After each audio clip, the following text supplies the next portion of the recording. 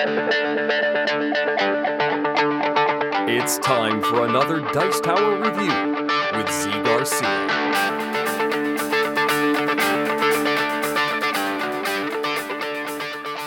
Hey everybody, today I'm taking a look at a tile laying game called Gobblestones. And in this one you are going to be playing little shiny tiles on basically an abstract board with numbers and colors, trying to get the high score at the end of the game.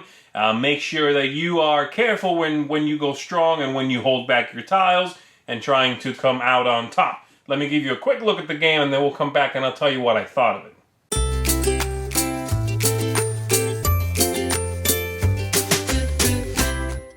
To set up the game, you'll put together the board here, which is made up of 9 tiles, and they are double-sided, so you can decide how you set up the board each game. You are going to put all of the tiles in the bag, give every player a tile rack, and everybody gets 5 tiles to begin. The game also comes with a score pad here, so you definitely want to keep that handy. You'll be writing on that often. And then you're ready to begin.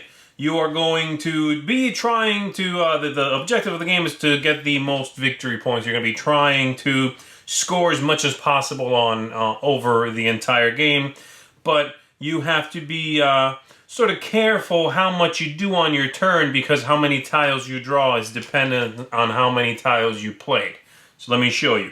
For the very first play, the starting player has to play somewhere in the center of a tile. That has to be one of the places they play. So, for example, let's say this is our start player.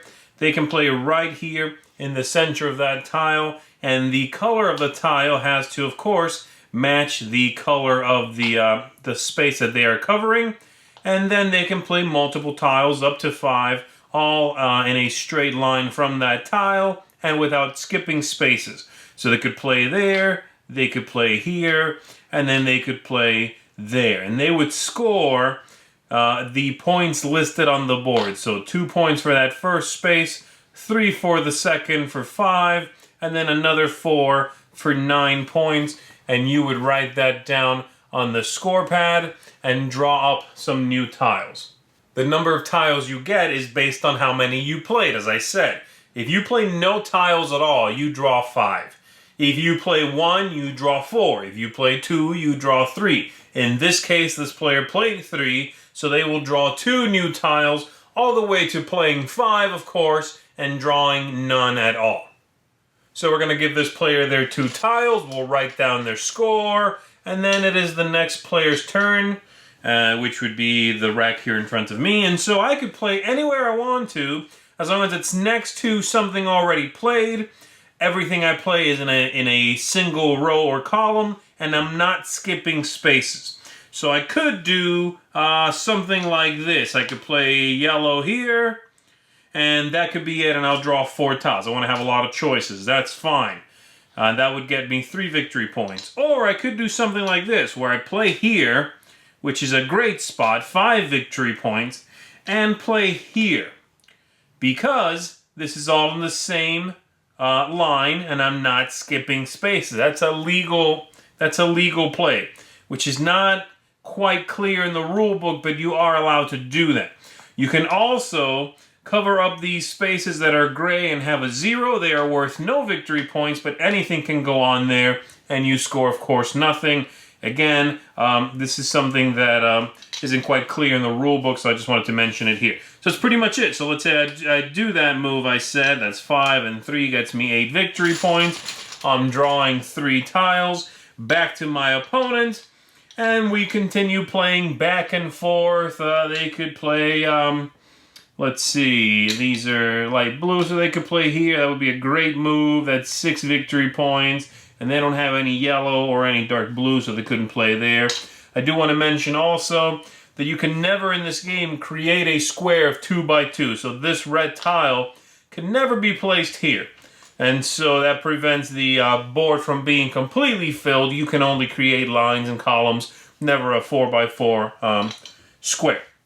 A 2 by 2 square, rather, I'm sorry. So that's basically it. You continue playing until someone cannot refill their rack with the needed number of tiles. So let's say I play 2, I need to draw 3. There are not 3. game's over. You score everything you've written down so far, plus if you have any tiles left, you get 1 victory point for each. Most victory points is the winner of the game. So first, let me get what I did not like out of the way, okay? I thought the rulebook was very poor. It definitely could have used some clarifications. There's parts in the rulebook that are, there are rules that are not there. For example, these tiles with the gray spaces that have a 0 in them, I figured that's what they did, as I said in the overview, and then I confirmed online from the designer chiming in and mentioning it, but it's not in the rulebook. Nowhere does it say the gray spaces with the 0 are wild. Anything can be played in there. So it's incomplete. There's also, it's not clear that as long as I'm playing in the same line, I can jump tiles in between. Again, I read that from the designer online, but it's not in the rulebook. So unfortunately, it's not a very strong set of rules. The other thing I do not like from the production standpoint is the tiles that are shiny. They catch the light strangely. It's a little hard to see them sometimes if your lighting's not really good. They can be easily scratched. This sort of little paint finish can get dinged up very easily, and so soon you'll start noticing like speckling on the tiles, little spots that are missing on the shiny tiles. So not sure I like that. I wish it would have just, I like that they're plastic. They're well made. I just don't like that the finish is shiny. So maybe just matte or the little image that you're covering up, because each of the little stones on the board here has a little image of a gobblestone, I guess.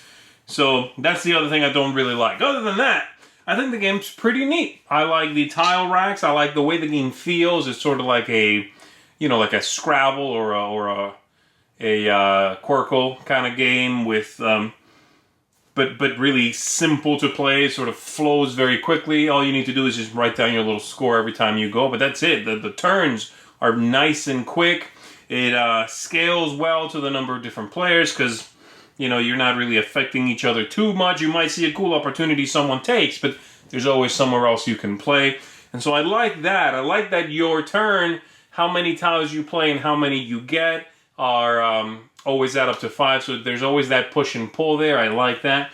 And the theme finally is clearly pasted on, but you know what? The game has a cute cover, and I think it's a little bit better than just not having anything at all as a theme here. This is something I could see myself playing with kids in the family, something like that, and this will go a long way to getting them to sit down on the table and trying the game out, So I like it. It's not revolutionary. It's not something that is mind-blowing, but if I wanted to sit around, sip on a cup of coffee or something and play a nice relaxing game, then this is one that could fit that bill. It's got that vibe to it. It's a very relaxing sort of experience. Easy to play, nice to teach. The whole thing works. And so, except for my couple of issues that I have with the production itself, I would recommend this game. So check it out if this sounds like it's something for you. That is Gobblestones. Thanks so much for watching the Dice Tower videos. Find more great videos and reviews, as well as our top-rated audio podcast at Dicetower.com. You can also find other great shows at Dicetowernetwork.com. I'm Eric Summerer, and you've been watching The Dice Tower. The Dice Tower is sponsored by Cool Stuff Inc., where you can find great games for great prices. Cool stuff in stock. Check them out at CoolStuffInc.com.